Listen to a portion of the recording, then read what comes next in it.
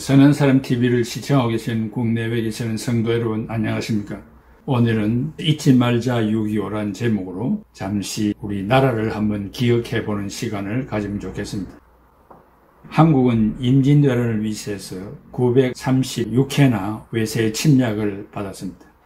1932년 일본이 중국의 만주국을 건설하고 1945년 패망하기까지 13년간 난징 대학살을 포함해서 일본에 의해 죽은 사람은 3,200만 명에 달한다고 합니다. 특이한 것은 중국인이 일본인을 암살한 경우는 전무했다고 합니다. 거기에 비해 한국이 36년간 식민생활을 하면서 중국에 비해 1000분의 1도 안 되는 피살자들이 있었지만 일본 고위층 암살 시도와 성공은 세계가 놀랄 정도였다고 합니다. 1909년 안중근 의사는 하얼빈역에서 침략의 원흉 전 일본 총리 이토 히로부미를 사살하고 순국했습니다.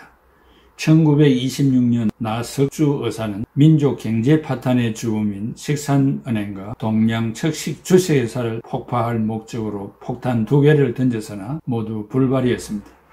조선 철도 회사로 잠입하여 총격을 가하고 밖으로 나왔으나 일본 기마대의 추격을 받자 자살하고 말았습니다. 1932년 이봉창 의사는 한인 애국단에서 활약한 독립운동가로서 이로이토 일왕이 폭탄을 투척하여서나 실패하여 체포되어 사형을 당했습니다. 윤봉길 의사는 일제강점기에 독립운동가로서 일왕의 생일날 축하 행사장에 폭탄을 던져서 일본 상해 파견군 시라가와 대장을 살상하고 체포되어 총살을 당했습니다. 한국은 36년간 식민지 탄압에서 8.15 해방을 얻은 지 76년이 되는 해입니다. 그리고 1950년 6월 25일 새벽에 남침하여 약 3년간 동족 상잔이 있었는데 우리의 힘으로는 물리칠 수 없는 상황에 한국교회의 기도로 16개국 유엔군이 참전하여 그 무서운 공산당의 총칼 앞에서 휴전하여 지금에 이르렀습니다. 6.25 전쟁 71주년이 되는 해이기도 합니다. 낙동강 전선이 무너졌다면 지금의 한국은 생각할 수 없었을 것입니다.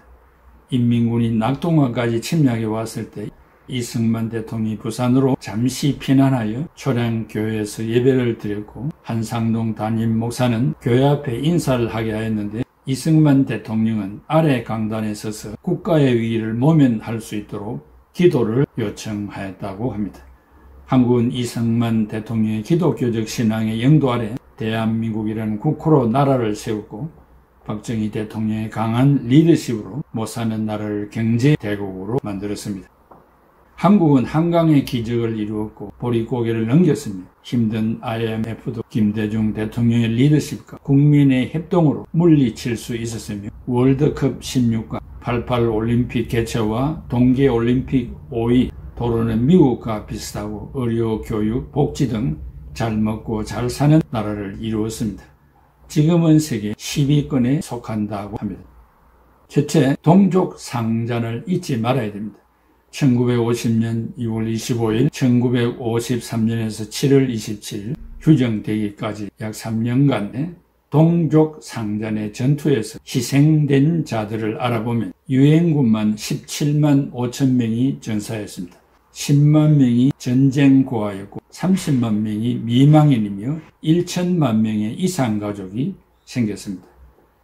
안전행안부에서 2010년도 설문한 조사 내용을 보니까 중고등학생 1016명에게 6.25 전쟁이 언제 일어났는가라고 하는 질문에 56.8%가 모른다고 대답했고 이것은 즉 10명 중 6명 정도가 모른다는 결과가 나오는 것입니다.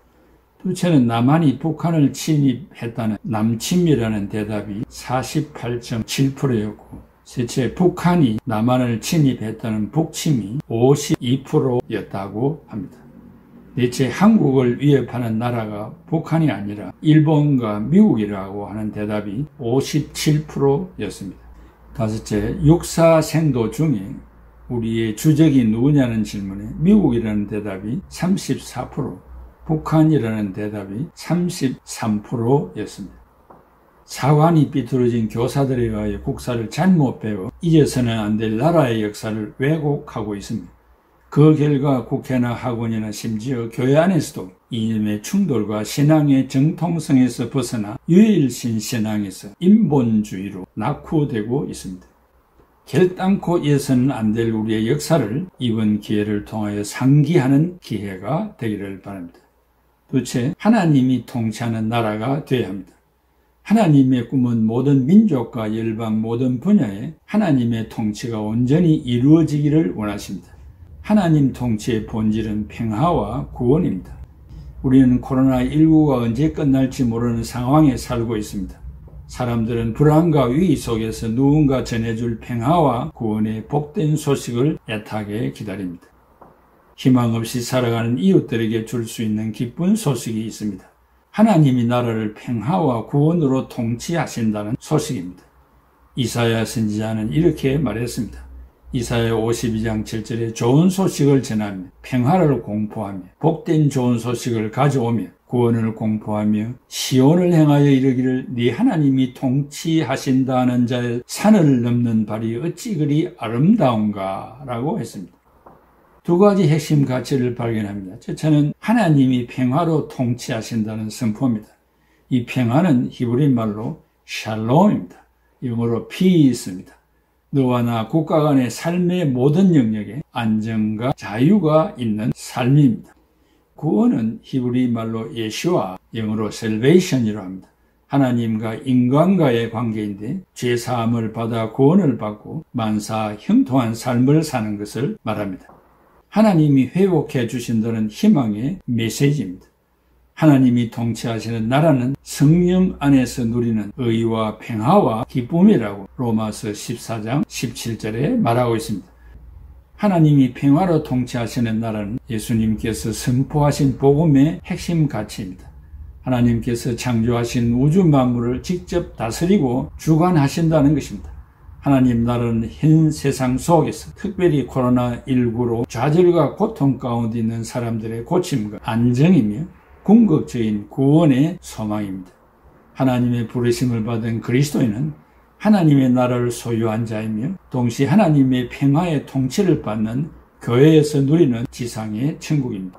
따라서 교회는 주는 살아계신 하나님의 아들 그리스도이십니다라는 고백이 있어야 합니다. 교회는 반드시 하나님 나라를 위해 존재해야 합니다. 교회는 이미 임한 하나님의 나라와 아직 임하지 않는 하나님 나라 사이에서 기다림의 긴장 가운데 살아가는 존재입니다. 그래서 교회는 온전한 하나님 나라가 임할 때까지 성령의 역사에 힘입어 깨어 기도하며 평화를 이루고 구원을 전하는 다양한 사명을 감당해야 합니다. 둘째 핵심 가치는 하나님의 평화로운 통치를 전달하는 자는 복되다는 것입니다. 교회가 이 땅에서 가지는 책임감을 발견합니다. 교회는 이 땅에서 평화를 이루는 희망이요 구원을 성취하는 소망이 되어야 합니다. 교회가 간직하고 있는 구원의 소망에 관해 설명을 듣고 싶어하는 사람들에게 언제라도 대답할 수 있어야 합니다. 베드로전서 3장 15절에 너희 마음에 그리스도를 주로 삼아 거룩하게 하고 너희 속에 있는 소망에 관한 이유를 묻는 자에게는 대답할 것을 항상 준비하되 온유와 두려움으로 하고 했습니다. 교회가 책임 있는 공동체로 살아간다는 것은 무엇을 의미합니까? 그것은 주님의 피값으로 세워진 교회의 궁극적인 목적인 평화와 구원을 이루는 것입니다. 교회가 책임 있는 공동체로 살아가는 것은 교회의 본질인 구원을 선포하는 것입니다. 교회는 죄로 사망 가운데 울부짖는 백성들이 하나님의 궁극적인 다스림이 있는 나라에 들어가도록 이끄는 것입니다. 교회가 위치한 지역사회에서 없어서는 안 될 공동체로 인정을 받아야 합니다. 그렇게 되기 위하여 고민해 보기를 바랍니다. 그렇지 않고는 사람들을 회개시킬 수가 없기 때문입니다. 하나님의 통치가 있는 나라에 들어가기 위한 핵심 열쇠는 회개하는 것입니다. 방향 전환을 하는 것입니다. 따라서 영적 각성을 통해 말씀과 성령에 의한 회개 운동이 일어나야 합니다. 회심의 자리, 기도의 자리로 나아가야 합니다.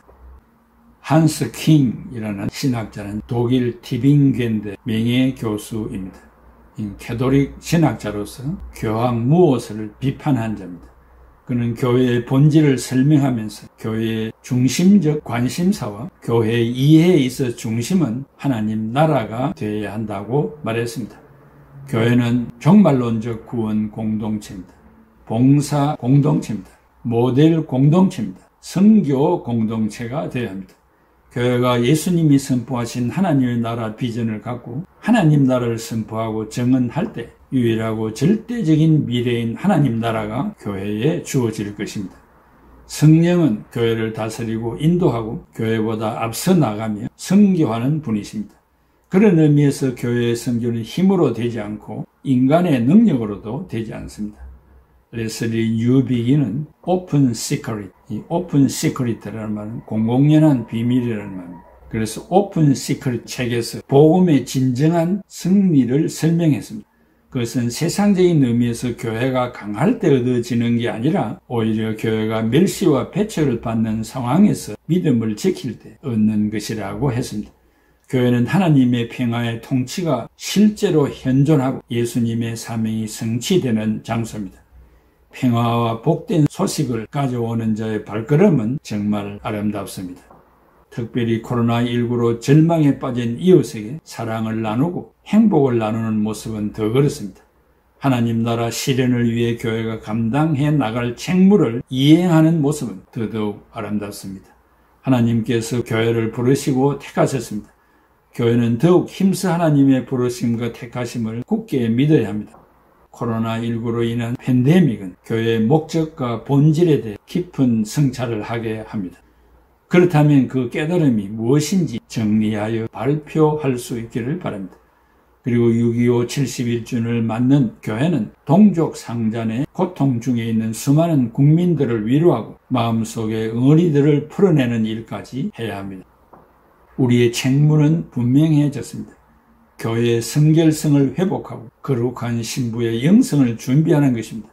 그래서 모든 교회가 연합해 하나님의 평화의 통치가 내 자신을 통해 실현되도록 하나님의 선교에 동참하는 것입니다.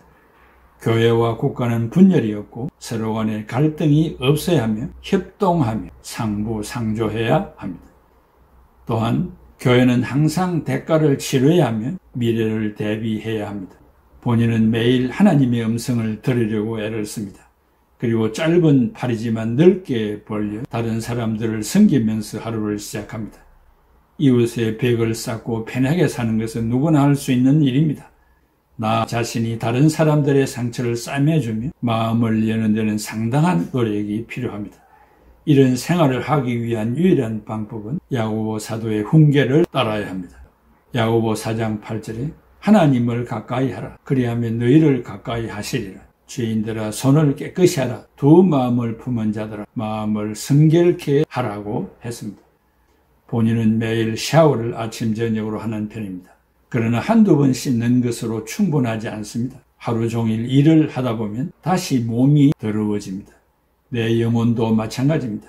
이기심과 탐욕이 먼지처럼 몸을 더럽힙니다. 우리의 영혼을 더럽힙니다. 그러므로 말씀으로 계속 샤워를 해야 합니다. 그 샤워는 우선순위가 뒤바뀐 것을 정위치에 갖다 놓는 시간일 것입니다. 그 시간이 하나님께서 나를 씻고 변화시키는 시간입니다. 교회도 마찬가지입니다. 성도들이 길을 잃고 헤매고 있다는 것을 잊고 찬송가만 크게 부르고 있는지 모르겠습니다.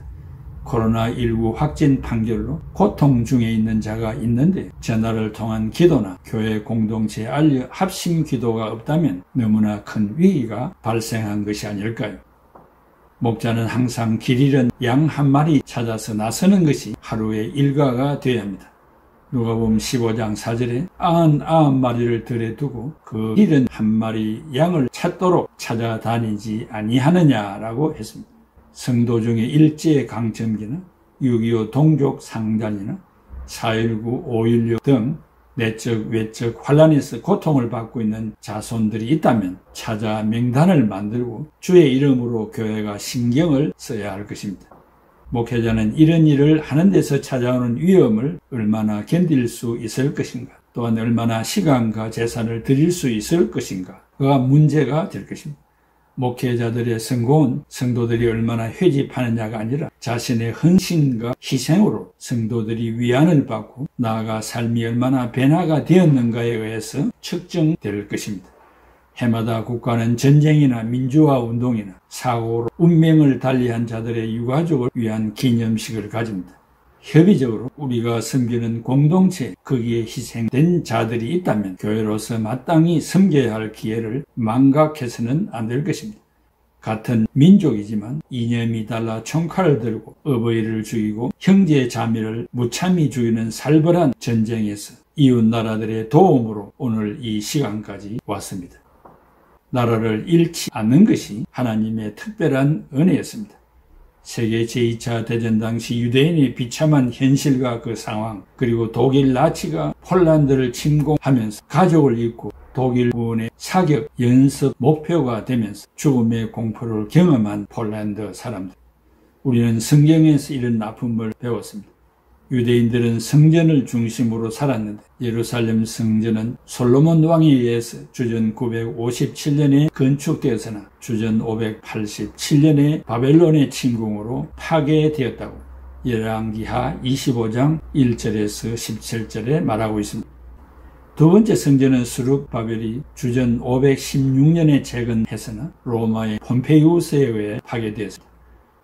세 번째 성전은 헤롯은 1,000여 명의 제사장들과 2만여 명의 백성들을 동원하여 더 크고 아름답게 재건하였으나 주 70년 로마의 티투스 장군에 의해 파괴되고 통곡의 벽만 서쪽에 남아 있습니다.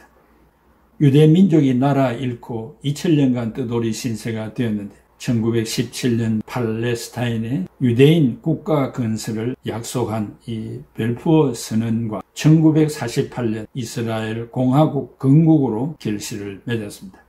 대한민국 역시 우리의 선진들이 나라의 귀중성을 알고 후손들에게 슬픔을 안겨주지 않기 위하여 이 땅을 생명으로 지켜왔습니다. 두 번 다시 동족 상자는 없어야 하며 나라 잃는 슬픔을 당하지 말아야 합니다.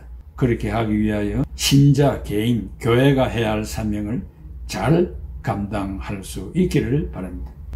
유대인들이 나라를 잃고 2000년간 뜨돌이 신세를 하면서 히브리 노예들이 나라 잃은 슬픔을 합창하였던 것을 우리가 한번 감상하고 우리에게 조국이 있다는 이 사실의 기쁨과 나라를 잃지 않기 위하여 나라를 철저하게 지켜야 한다는 신념을 가지는 좋은 기회가 되기를 바랍니다. 기도하겠습니다. 고마우신 아버지 하나님, 우리를 이처럼 사랑해 주신 은혜와 사랑을 진심으로 감사합니다. 우리 모두는 다 우리가 출생한 나라가 있고 조국이 있습니다. 얼마나 감사할 일입니까?